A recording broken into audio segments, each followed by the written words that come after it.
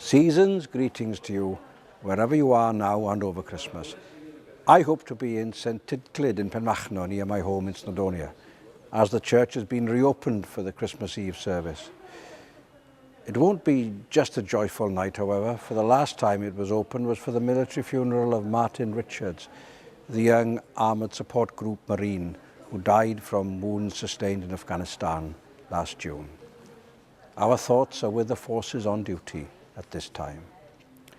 This Senedd is lit up as it was for the Iftar celebrations of the Muslim community and the Diwali events of the Indian community, and other two festivals celebrated here in our interfaith, intercultural nation. It is important to us that we represent all the citizens of Wales, all of you. Warm greetings to you all.